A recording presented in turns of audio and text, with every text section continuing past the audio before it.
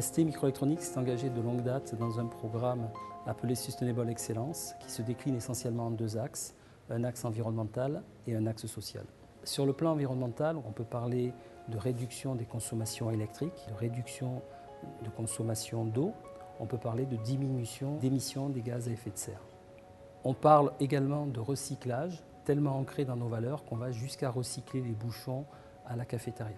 Un autre axe, c'est le plan de déplacement d'entreprise. En effet, qui n'a pas vu dans Grenoble un cycliste avec un poncho ST ou alors un sac à dos? Nous allons évoquer un des sujets de la RSE, l'intégration et le maintien dans l'emploi de personnes en situation de handicap. Le rôle du médecin du travail est essentiel. En effet, il permet de coordonner les actions des différents corps de métier afin de répondre aux attentes spécifiques de ses salariés. Le médecin va tout d'abord évaluer les aptitudes de la personne afin de permettre à l'entreprise de mettre en place les actions qui vont compenser le handicap. Cette compensation peut prendre différentes formes, par exemple un aménagement du poste, une réorganisation horaire ou une formation. En termes de recrutement de personnes en situation de handicap, la principale difficulté pour ST est de trouver des personnes correspondant aux prérequis de notre industrie. En effet, le niveau moyen de formation de ces personnes est généralement inférieur à nos attentes.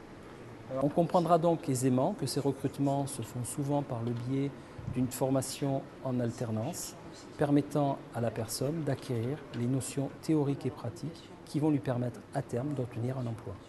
La réussite passe par le manager, les pairs et l'ensemble des acteurs qui vont permettre aux collaborateurs de transformer son essai. Un tel programme nécessite une forte sensibilisation de l'ensemble des collaborateurs. C'est pour cela que nous organisons régulièrement des actions afin de sensibiliser et de mieux faire comprendre ce qu'est le handicap.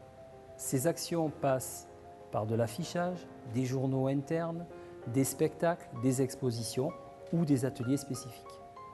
Il faut savoir que 80% des handicaps sont acquis au cours de la vie. Et de plus, la majorité des handicaps ne sont pas visibles. En conclusion, je dirais que la politique choisie par ST pour ce programme d'intégration et de maintien dans l'emploi de personnes en situation de handicap est la politique des petits pas.